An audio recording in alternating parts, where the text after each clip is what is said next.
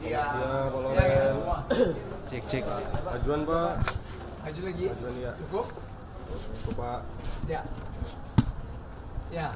Jadi kami bisa dengar ya? Kami dari tim Pemrakarsa Penggerak Kebangkitan Partai Golkar baru saja melaporkan ke Ketua Dewan Etik Partai Golkar, Pak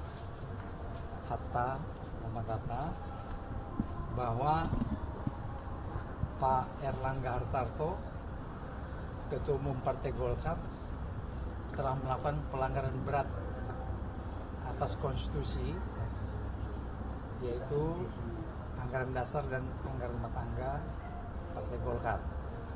Karena itu kami mohon kepada Dewan Etik untuk menjatuhkan sanksi atas pelanggaran terberat yang dia lakukan. Pelanggaran yang dilakukan itu adalah bahwa Rapimnas Partai Golkar tanggal 22 Maret tahun 2021 memutuskan Pak Erlangga menjadi calon presiden Republik Indonesia dari Partai Golkar pada pemilu 2024 yang akan datang. Jadi Pak Erlangga itu hanya satu, yaitu diputuskan untuk menjadi calon presiden. Tetapi kenyataannya per hari ini dia tidak melaksanakan keputusan Rapimnas, tetapi malah mendukung capres calon presiden Bapak Prabowo Subianto. Ya. Persoalan dia mendukung dan melakukan koalisi tidak kami permasalahkan sama sekali. Yang kami persoalkan Pak Erlangga yang mengambil sikap seperti itu. Oleh karena itu kami anggap langkah tindakan yang dia tempuh tersebut adalah langkah pribadi, personal, tidak ada kaitan dan urusannya dengan Partai Golkar. Mengapa? Karena tidak pernah dia pertanggungjawabkan hasil Rapimnas yang mencalonkan dia untuk menjadi calon presiden, bahwa dia tidak laksanakan. Harusnya dia harus pertanggungjawabkan dulu di Rapimnas. Jadi karena keputusan Rapimnas, dia pertanggungjawabkan di Rapimnas, kemudian kita robah di sana. Mau mendukung siapa, mau berkoalisi kepada siapa. Tapi dia tidak lakukan. Sehingga langkah yang dia tempuh ini adalah langkah pribadi. Tidak ada kaitan dengan Partai Golkar. Kalaupun dia tanda tangan segala macam itu, tidak ada urusan, tidak ada kaitan.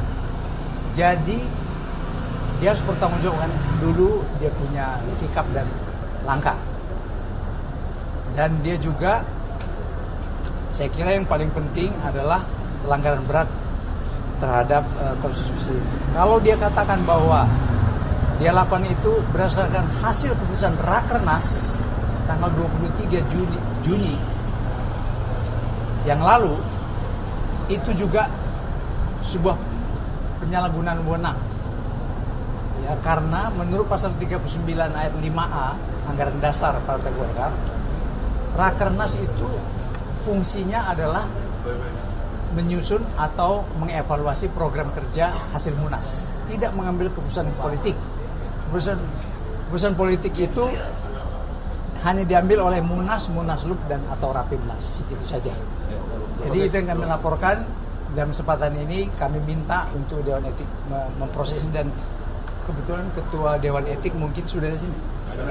Nah, Ketua Dewan Etik sudah ada, bisa ditanyakan kepada beliau bagaimana selanjutnya laporan kami tersebut untuk dia proses secepat-cepatnya. Kami minta dalam tempo 7 hari. Dan kami minta menjatuhkan sanksi yang terberat, yaitu memberhentikan Saudara Erlangga. Dan karena rekomendasi memberhentikan, maka jalan selanjutnya apabila dia telah diberhentikan, yaitu melakukan musyawarah nasional luar biasa. Ya, gitu. Hasil dari pertemuan tadi Pak, ada begini, posisi Dewan Etik ini sesuai dengan kewenangannya yang ada di ADART. Memang kita bersifat lebih independen dalam artian siapapun kader Partai Golkar yang melanggar etik, tertera dalam PO etik, tertera di dalam tupoksinya etik di ADART, tentu Dewan Etik harus mengambil tindakan. Dalam kaitan itu, ada kader-kader partai dari Trikarya, unsur Soksi, unsur FPGR, unsur Kosgoro, punya NPAG, membawa laporan dengan sejumlah bahan tentang dugaan adanya pelanggaran etik dari Ketua Umum. Tentu Dewan Etik seperti kayak kantor polisi kan menerima semua laporan. Kita akan lihat, akan kaji sejauh mana kebenarannya. Namun kita berharap semua kader partai melihat posisi partai saat ini sedang dalam menghadapi pesta besar demokrasi, menghadapi pemilu, menghadapi pencapresan yang memerlukan suasana kompak. Dalam konteks itu kita minta agar andai kata ada ketidakpuasan terhadap kepemimpinan Ketua Umum itu tidak dibawa ke ruang publik. Partai sudah mempunyai lembaga-lembaga yang mempunyai tugas-tugas itu. Kita Dewan Etik tidak akan ada keberpihakan kemana-mana, tetapi kita menjaga juga nakoda partai untuk tidak nantinya sebelum sampai ke tujuan perahu ini bisa karam di tengah jalan. Jadi kita harus jaga itu. Jadi intinya kami menerima siapapun kader partai jika memang ada dua alat bukti paling tidak untuk kita akan kaji di dalamnya. Ya, itu kira-kira. Ada pertanyaan? Pak, kalau ada publik menilai bahwa di internal Partai Golkar terjadi intrik sekarang, konflik? Saya kira kalau konflik di internal partai itu hampir semua partai mempunyai konflik, ya kan? Makin besar partai itu, makin demokratis dia, maka tentu akan ada perbedaan-perbedaan di dalam. Saya kira itu hal yang wajar saja. Siap. Pak, ini kan tadi Bapak juga bilang ini menjelang pesta besar demokrasi pemilu 2024. Apakah internal Golkar juga tidak khawatir mengenai elektabilitas kalau ada konflik-konflik begini di publik, Pak? Khawatir nggak mengenai suara dukungan masyarakat? Tentu saja kita khawatir, ya kan, bahwa kepanjangan tangan kita, yaitu pengurus desa, pengurus kelurahan, kecamatan, kabupaten kota, provinsi, seluruhnya saat ini siaga bekerja, berjalan, bergerak. Namun jika di atas ini ada hal-hal yang dianggap prinsip tidak terpecahkan, itu harus dipecahkan, jangan memberikan beban akhirnya kepada stakeholder, prajurit-prajurit kita yang ada di lapangan. Nah, ini harus selesai. Nah, kita tentu berharap agar elektabilitas partai itu dapat bisa terjaga. Kami yakin, kami bukan tidak percaya hasil survei, tetapi kenyataannya Golkar sebagai partai tertua, sebagai kapal induk, dia sudah menjadikan partai menjadi Gerindra, menjadi Nasdem, Demokrat, Hanura, tapi kapal induk ini kan masih tetap ada. Dan kita berharap nanti prajurit-prajurit yang tadi berpencaran itu akan kembali lagi ke kapal induk itu.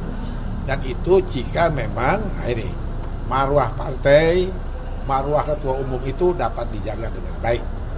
Jadi kalau ada masalah, ya tentu Dewan Etik di sini akan mencoba mengklarifikasikan.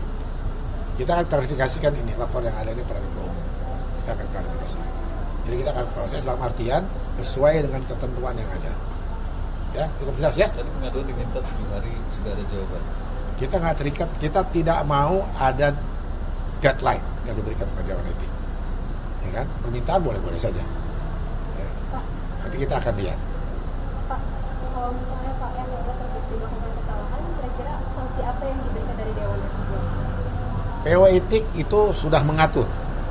Ada pelanggaran ringan, pelanggaran sedang, pelanggaran berat. Ini kita tidak berlaku ini berlaku pada siapapun. Termasuk pada diri saya. Kalau memang itu, walaupun saya memimpin Dewan Etik saat ini. Kita lihat saja tupoksinya yang ada di ADART. Jadi kita tidak mengandai-andai. Yang jelas bahwa kita tidak mau persoalan yang ada di internal partai ini menyebar seolah-olah ada sesuatu yang kejadian yang tidak benar. Tetapi bahwa tentu saja buat apa Dewan Etik didirikan dalam upaya membuat Golkar menjadi Golkar bersih, Golkar yang berkualitas, mempunyai kader-kader partai yang dapat dipertanggungjawabkan. ada generasi ke depan yang dapat dipertanggungjawabkan. Saya kira itu.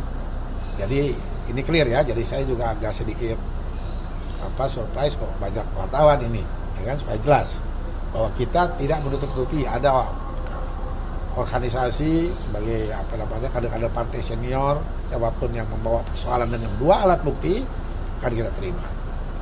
Saya kira sementara. Jadi alat bukti yang diserahkan apa aja, Pak? Ada, tentu kami nggak bisa memberikan, karena itu kan sebagai bagian dari pulahta kita kan. Alat buktinya ada. Nanti kita akan coba klarifikasikan juga dengan ketua umum, gitu kan. Tadi disebut Pak Erlangga karena melakukan pelanggaran berat.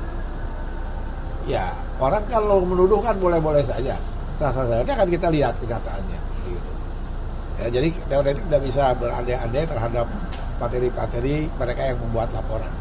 Kita membuka diri, tidak boleh kita menutup diri jika ada memang kader partai atau warga kader partai, apalagi itu senior-senior partai mewakili jumlah besar yang mau menyampaikan keluhannya tentang sesuatu, ya kita terbuka saja.